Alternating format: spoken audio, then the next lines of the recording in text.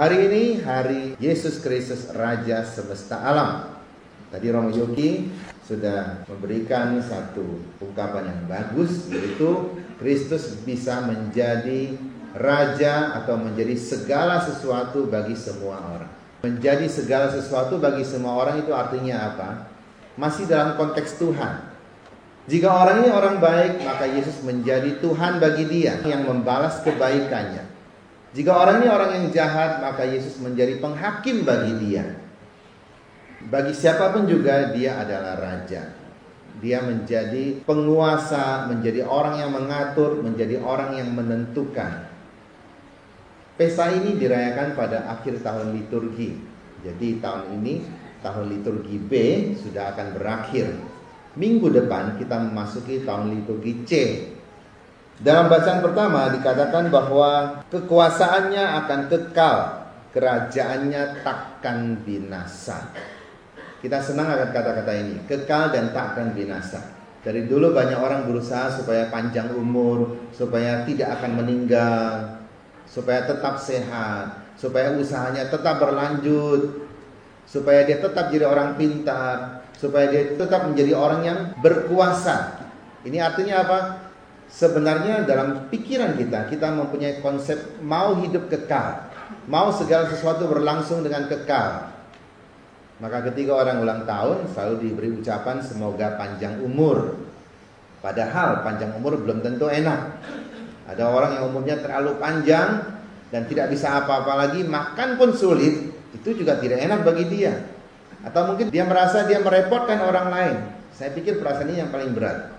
Merasa bahwa saya sudah tua, tak berguna, saya merepotkan anak saya. Setiap kali anak saya bertemu saya mukanya cemberut saja. Begitu bertemu temannya dia bisa ketawa-ketawa. Kalau ketemu saya kok cemberut saja. Dia jarang melihat saya karena saya menjengkelkan. Padahal belum tentu orang tua menjengkelkan. Panjang umur yang berguna bukan panjang umur yang menderita. Panjang umur yang berguna adalah ketika pada usia yang sudah tua pun saya tetap mampu berbakti kepada Tuhan dengan mendoakan anak cucu saya, mendoakan bangsa negara, mendoakan gereja saya. Pada masa tua pun saya mampu berbuat sesuatu. Saya tetap mempunyai martabat, dihargai orang. Menjadi berguna bagi orang, ini adalah alasan mengapa orang masih bertahan hidup. Yesus menjadi berguna bagi orang, bukan karena ia terus memberi makan kepada orang. Ia menjadi berguna bagi orang karena ia membawa orang, membimbing orang kepada suatu harapan. Di dalam satu ruangan ada 4 lilin. Lilin yang pertama bernama lilin damai. Dia bernyala. Lilin damai ini berpikir, saya berusaha membawa damai untuk banyak orang, tapi ternyata orang-orang tidak mencintai damai. Kalau gitu percuma saya hidup. Lalu dia matikan dirinya. Kedua ada lilin cinta kasih. Dia bernyala. Saya membawakan cinta kasih untuk banyak orang. Saya berharap semua orang saling mencinta. Ternyata mereka tidak saling mencinta. Lebih banyak yang saling membenci. Kalau gitu percuma saya bernyala. Dia matikan dirinya juga. Lilin ketiga bernama lilin iman. Dia juga bernyala. Dia berharap supaya semua orang percaya kepada Tuhan dengan penuh iman. Ternyata banyak orang tidak percaya kepada Tuhan. Dia kecewa, dia matikan dirinya juga. Seorang anak kecil masuk ke ruangan itu. Dia katakan, lah kok cuma satu lilin yang bernyala? Anak ini ketakutan karena dia takut gelap. Meskipun satu lilin tapi tidak cukup terang, sehingga dia takut gelap. Lilin yang keempat berkata, nak jangan khawatir. Selama ada saya bisa nyalakan ketiga lilin yang lain. Sebab saya adalah lilin harapan. Bapak Ibu, ada banyak orang kehilangan iman, kehilangan damai, kehilangan cinta kasih. Tetapi selama masih ada harapan, maka cinta kasih bisa dihidupkan, damai bisa dihidupkan, iman juga bisa dihidupkan. Ketika kita mengalami diampuni orang, ini adalah harapan bagi kita untuk berbaik lagi dengan dia, untuk menerima kebaikannya dan juga untuk bersikap seperti semula kepada dia. Ketika kita mengalami mengampuni orang, ini adalah harapan bagi kita juga bahwa kita memberikan satu hidup kita melakukan apa yang harusnya Tuhan lakukan. Tuhan titipkan kepada saya, memberikan harapan kepada orang. Yesus, dia menjadi begitu bernilai bagi kita semua karena ia memberikan harapan bahwa kita meskipun kita nanti sudah mati, kita akan dibangkitkan. Banyak orang bertanya, Romo, bagaimana badan bisa dibangkitkan kalau orang sudah kremasi, atau kalau orang matinya mungkin dimakan oleh binatang buas, tidak tahu di mana jasadnya, atau dia mungkin tenggelam di laut, tidak tahu di mana jasadnya. Bagaimana dia bisa bangkit? Sebenarnya kebangkitan badan ini adalah makna teologis saja, bukan sungguh-sungguh badannya akan bangkit. Tapi sebenarnya Tuhan bisa membangkitkan orang, karena Tuhan menciptakan orang dari sesuatu yang tiada. Dari tanah pun dia menciptakan orang. Makna teologis maksudnya di sini adalah Tuhan akan menyempurnakan orang, membuat orang ini kembali sempurna. Apa yang sempurna sebenarnya? Rohnya yang sempurna, bukan badan. Sebab badan hanya diberikan pada kita untuk sementara, ketika kita harus hidup di dunia ini. Ketika kita tidak hidup di dunia ini lagi, kita tidak perlu badan. Maka meskipun dikremasi atau mungkin dimakan binatang buas, tetap Tuhan bisa membangkitkan badan. Maksudnya menyempurnakan jiwa kita ini. Saudara, ketika Yesus mengampuni orang, ketika ia menyembuhkan penyakit, ketika ia memberikan harapan kepada orang yang seharusnya mati tapi boleh bangkit, inilah tugas yang dia lakukan sebagai seorang raja. Inilah tanda dia menjadi segalanya bagi semua orang. Ada seorang ibu, orang negro di Amerika. Ibu ini ada di pengadilan. Di depan dia duduk seorang terdakwa, orang barat. Terdakwa ini ternyata pernah masuk ke rumahnya, mengambil anak laki-lakinya satu-satunya, dan dibunuh di hadapan ibu ini. 2 bulan kemudian orang ini datang lagi ke rumahnya, menculik suaminya, lalu dibawa ke suatu tempat dan dibakar hidup-hidup. Jadi satu orang yang membunuh 2 orang di dalam keluarganya. Menurut saksi mata, suami ini sebelum dia meninggal dia katakan, Tuhan ampunilah orang ini. Jadi luar biasa seperti yang dilakukan oleh Yesus, seperti yang dilakukan oleh Stefanus. Nah, ibu ini ada di pengadilan. Hakim bertanya pada ibu ini, Bu, sebelum kami menghukum orang ini, ibu boleh ungkapkan perasaan ibu. Dia katakan, Bapak Hakim, saya memaafkan orang ini. Saya mau supaya ia diampuni, dibebaskan saja. Jadi dia mempunyai harapan supaya orang ini dibebaskan. Dia katakan, suami saya sebelum meninggal sudah mengampuni orang ini. Permintaan saya ada 3. Pertama, saya mau supaya orang ini membawa saya ke tempat di mana suami saya dibakar. Saya ingin mengumpulkan sisa-sisa abunya dan menguburkannya dengan pantas.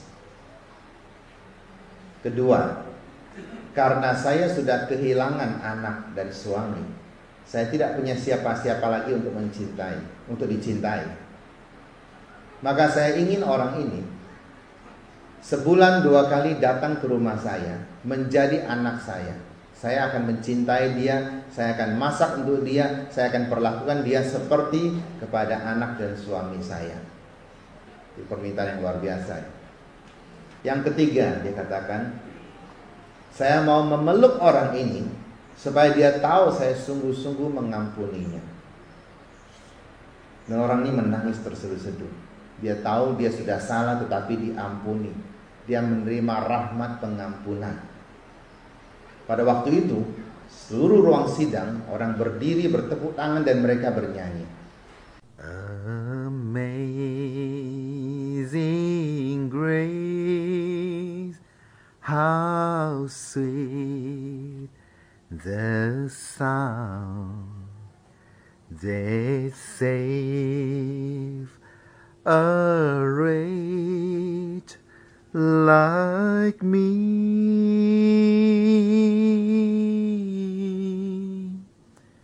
I once was but now I'm found. Was blind and now I see. Itu ujungnya orang Sunda yang nyanyi. Rupanya di Sulawesi ada orang Sunda juga.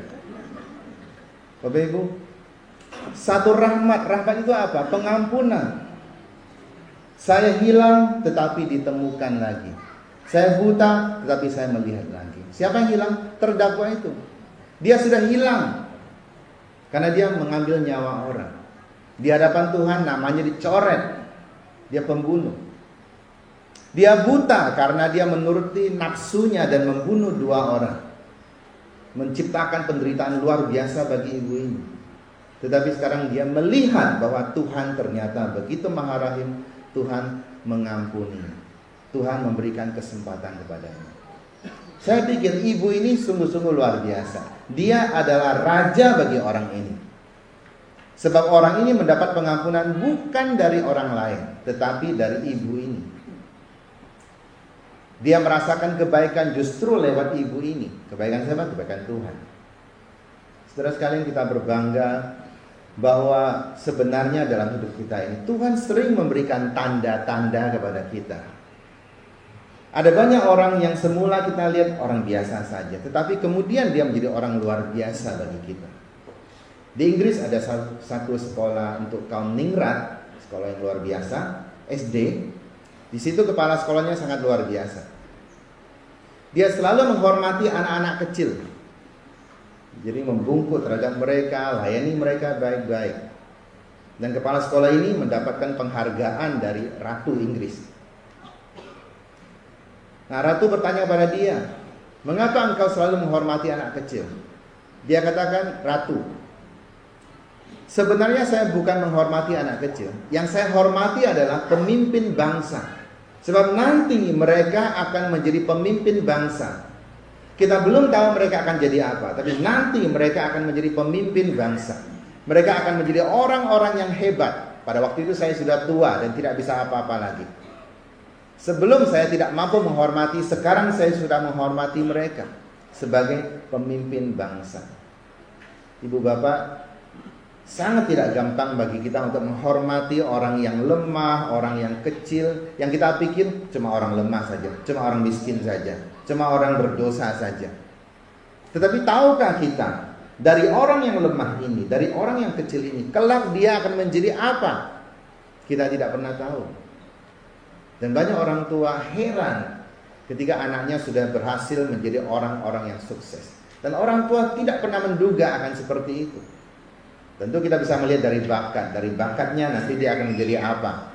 Tapi kadang-kadang ada orang yang menjadi hebat bukan pada bidangnya, bukan pada bakatnya. Kita tidak pernah tahu apa yang akan terjadi. Tetapi kita berusaha membantu orang ini menjadi seseorang, menjadi orang yang hebat. Terkadang orang terlalu sibuk meramalkan kapan dunia kiamat.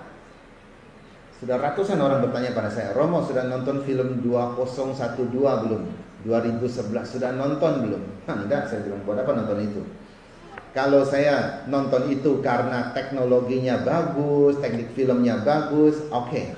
Tapi kalau saya nonton karena saya percaya mau kiamat, bahkan ada orang bertanya, Romo saya tahu Romo tidak percaya akan soal-soal seperti itu, tapi Romo sudah nonton tidak? Nampaknya meyakinkan loh Romo. Sudah ngomong saya tidak percaya masih tanya, nampaknya meyakinkan. Itu aneh sekali. Saya semprot juga orang itu. Kalau sudah tahu saya tidak suka masih tanya seperti itu. Kenapa hanya karena film lalu orang mulai ketakutan? Benarkah 2012 kita akan kiamat? Sebenarnya saya katakan, kalau engkau tidak merawat dirimu baik-baik, tidak menjaga anakmu baik-baik, nanti kiamatmu lebih cepat sampai.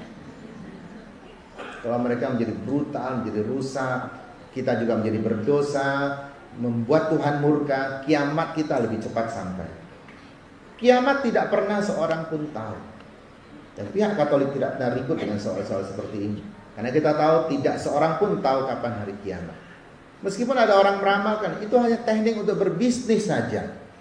Supaya banyak orang nonton. Apalagi dengan mengatakan mencekal film itu, lebih banyak orang nonton lagi. Karena DVD-nya beredar di mana-mana tuh. Jadi kalau mau sesuatu laris, larang saja, jangan pakai, pasti akan laris.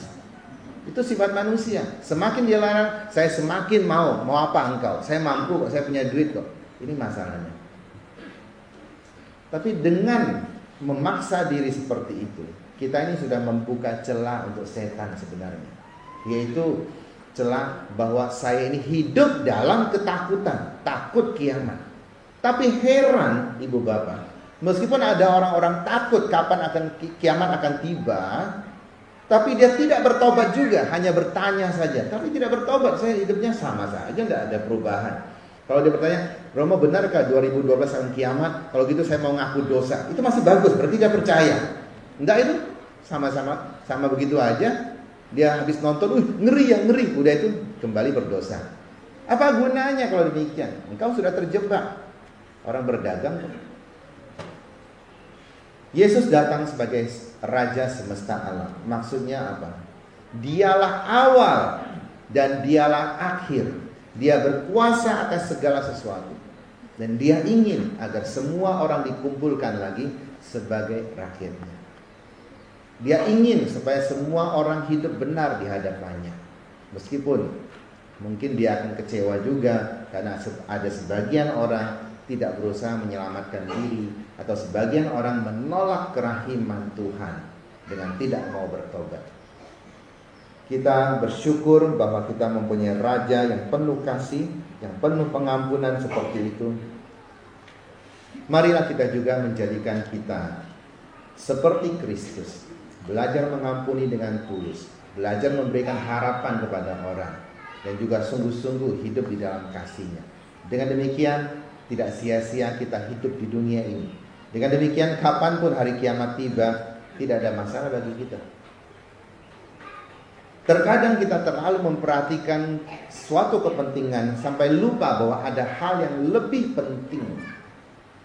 Hari Kamis yang lalu saya sudah memberikan contoh, dan saya akan berikan contoh ini lagi karena Kamis lalu tidak direkam, hari ini direkam. Ada seorang penjual kain berdebat dengan pembeli kain. Penjual kain mengatakan 8 kali 3 itu sama dengan 24. Pembeli kain katakan, oh bukan, 23. Mereka berdebat hebat sekali.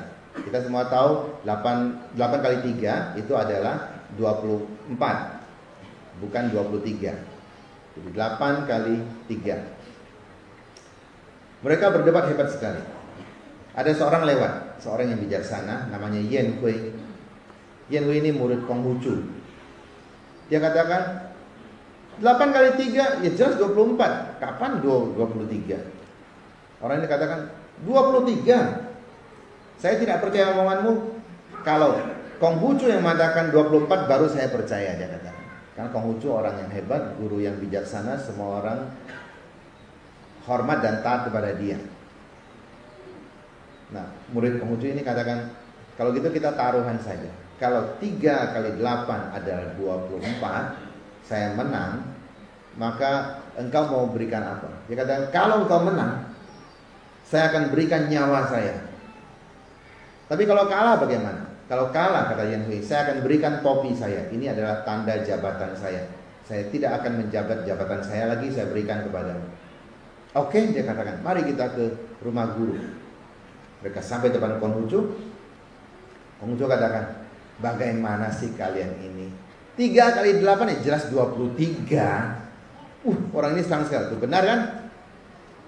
Yen Hui terpaksa ambil topinya, berikan kepada orang ini.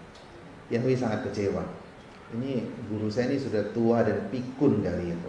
3 kali 8 kok bisa 23. Karena dia sudah pikun, saya tidak akan belajar pada dia lagi. Saya tidak mau jadi muridnya lagi. Saya akan pergi.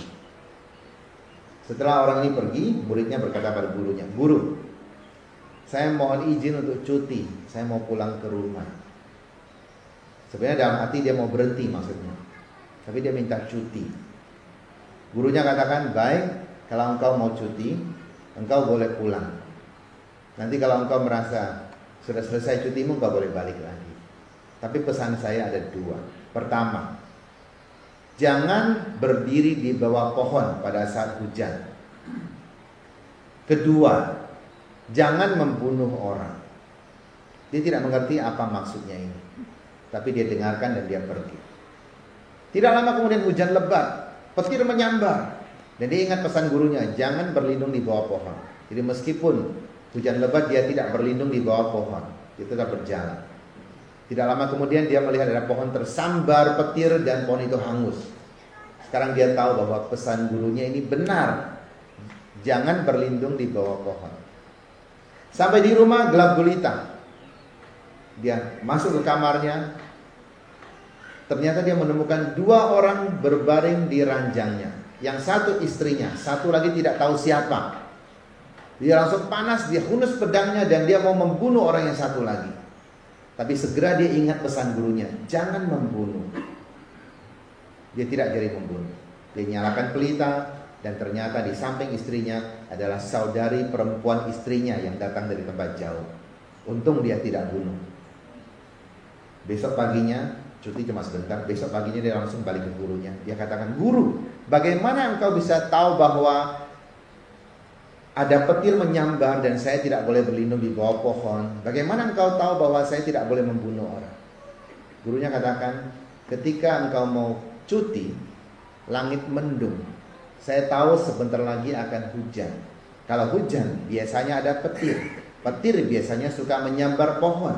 Maka saya katakan jangan berlindung di bawah pohon supaya engkau tidak tersambar. Oh gitu. Ketika engkau pergi juga engkau membawa pedang. Engkau pergi dengan marah. Engkau marah pada saya karena saya membenarkan orang yang salah tadi itu. Maka saya katakan jangan membunuh orang. Artinya sudah ada kemarahan dalam dirinya, maka dia akan lebih gampang marah lagi meskipun urusan yang kecil saja. Karena sudah menyimpan bibit-bibit kemarahan. Itu sebabnya mengapa Tuhan katakan pada kita supaya kita bertobat, supaya kita memadamkan amarah kita sebelum matahari terbenam. Ada orang menunggu matahari terbenam dia baru mau memaafkan orang. Supaya menghentikan satu kemungkinan dosa yang lebih besar. Kalau yang satu saya hentikan, yang lain tidak akan terjadi. Dia katakan, guru, nasihatmu bijak sekali, tetapi mengapa engkau membenarkan orang yang membeli kain tadi itu? 3 kali 8 ya jelas 24, bukan 23. Gurunya katakan, kalau saya membenarkan engkau, maka orang itu kehilangan nyawa. Kalau saya membenarkan orang itu, engkau hanya kehilangan jabatan. Saya bisa beri lagi jabatan kepadamu. Jadi ada yang lebih penting di sini, yaitu nyawa orang. Jabatan engkau bisa dapat lagi, tapi nyawa cuma 1 kali hilang sudah. Jadi dalam hidup ini kita harus lihat prioritas. Kadang-kadang kita suka berdebat dengan orang. Saya juga kadang-kadang kalau lagi lupa diri, saya berdebat dengan orang, mau menang. Tapi tidak ada perdebatan yang menang. Siapa yang menang, dia akan mengalahkan 1 orang dan 1 orang sakit hati. Kadang kita berdebat dengan bos, kita menang karena argumen kita lebih kuat. Tapi menang tidak menang lihat akhir bulan. Kalau gajimu berkurang, engkau tidak menang. Tetap dia adalah bos. Kadang kita berdebat dengan pelanggan. Orang berdagang kan suka berdebat dengan pelanggan. Kelihatannya engkau menang, tapi tidak menang. Ketika pelanggan tidak balik lagi, engkau tahu engkau sudah kalah. Kadang suami istri berdebat. Istri berdebat karena merasa, kok selalu saya disalahkan. Sekali-sekali saya menang dong. Lalu berdebat dengan suami, lalu menang. Tetapi ketika dia tidak pulang-pulang ke rumah lagi, engkau tahu engkau kalah. Menang tidak selalu menang, kalah tidak selalu kalah. Ini ajaran Buddha. Kosong tidak selalu kosong, menang tidak selalu menang, kalah tidak selalu kalah. Karena ada hal-hal di balik itu yang tidak pernah kita ketahui apa akan terjadi. Yesus mati di salib bagi orang Yahudi itu suatu kebodohan, kutukan. Tetapi bagi orang yang sungguh-sungguh percaya, yang melihat sampai sekarang ini, kematiannya justru membawakan keselamatan. Jadi kematiannya bukan satu hukuman, justru adalah satu rahmat yang begitu indah kedengaran. Indah karena ada rahmat turun kepada kita. Saudara sekalian, mari kita bersyukur di akhir tahun liturgi B ini, kita diingatkan lagi untuk menjadi raja yang sebenarnya, mampu di bidang kita masing-masing, berkuasa di bidang kita masing-masing. Itulah raja. Dan bidang kita masing-masing itu apa? Yaitu mencintai. Kita diciptakan untuk mencintai orang, bukan untuk membenci orang, bukan untuk menghakimi orang, bukan juga untuk membalas orang. Kita diciptakan untuk mencintai orang. Kalau orang tidak terima cinta kita, ya sudah, biarkan dia pergi. Mungkin orang lain mampu mencintai dia, mungkin saya kurang mampu, maka dia tidak terima cinta saya. Tidak apa-apa. Ada orang tua yang tidak bisa mendidik anaknya, tetapi orang tua lain bisa mendidik anaknya. Jangan merasa juga kecewa. Kenapa ya? Saya yang melahirkan, saya yang kasih dia makan, saya yang kasih dia uang saku, tapi dia tidak taat kepada saya. Kenapa dia lebih taat kepada gurunya, kepada orang tua lain? Kenapa ya? Jangan tanya kenapa. Kalau dia masih bisa taat kepada orang lain, ini berarti dia masih menerima cinta. Berarti Tuhan masih memperhatikan dia. Ada banyak anak yang tidak bahagia karena merasa kurang dicintai di rumah. Tapi kalau engkau di luar mendapat cinta juga, ya sudah, terima. Artinya engkau tidak kehilangan cinta, tetap engkau mendapatnya. Karena Tuhan bisa memakai siapa saja. Hidup harus berlanjut. Jangan kalau sudah dikhianati orang, lalu kita sudah kecewa, kita lalu tidak percaya pada dia lagi, lalu kita juga tidak mau berusaha. Hidup terus berlanjut. Satu gagal, yang lain bisa berhasil kalau kita sungguh-sungguh mau berhasil. Berapa kali kita curang pada Tuhan? Apakah Tuhan marah? Tuhan tetap menunggu kita. Dia tetap memberikan kesempatan kepada kita untuk bertobat. Kalau kita curang pada Tuhan, lalu apa hak kita menuntut orang lain tidak curang kepada kita juga? Kalau dia tidak curang kepada saya bersyukur. Kalau dia curang pada saya mempunyai kesempatan untuk mengampuni dia. Kalau dia tidak mau diampuni, kalau dia juga tidak mau berubah, sudah, tinggalkan. Saya masih ada orang lain yang bisa saya bantu yang lebih penting. Terkadang kita fokus pada satu hal. Ada banyak pedagang yang gagal dalam satu usaha, tidak mau bangkit lagi. Padahal kalau dia mencoba yang lain, dia masih bisa bangkit. Ada banyak orang kuliah satu mata pelajaran gagal, dan dia tidak mau bangkit lagi, karena hanya itu yang dia kejar. Padahal mungkin di bidang lain dia akan berhasil. Ada banyak orang tidak sekolah, tapi dia juga bisa berhasil. Tapi saya tidak menganjurkan orang tidak sekolah. Sekolah selalu perlu, itu memberikan wawasan kepada kita. Kecuali tidak punya kesempatan untuk sekolah, tidak punya biaya, tidak punya waktu. Selama masih punya kesempatan, cobalah untuk sekolah. Saya membiayai beberapa anak sekolah, dan saya tahu mereka memang mempunyai kesulitan biaya dan sebagainya. Dan saya mengumpulkan uang dan saya bantu mereka sekolah. Maksudnya apa? Maksudnya bukan nanti saya mau menguasai mereka, tidak. Karena mereka punya hak untuk belajar. Hak mereka terhalang ini karena suatu sistem yang tidak benar. Maka kalau kita bisa membantu, mari kita membantu.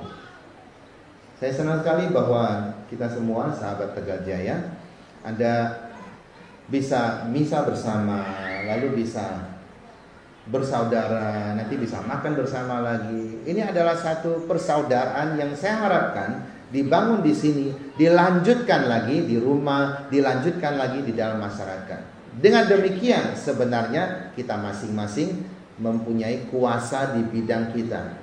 Kuasa anak Tuhan adalah mencintai, bukan menghakimi. Yang lain-lain itu hanya tambahan. Kemampuan kita untuk bernyanyi, untuk memimpin, kemampuan kita untuk berdagang dan sebagainya, itu hanya tambahan saja. Tapi kuasa yang utama adalah mengasihi dan mencintai orang. Semoga Tuhan membimbing kita agar kita pun kelak meraja bersama dengan Kristus. Amin.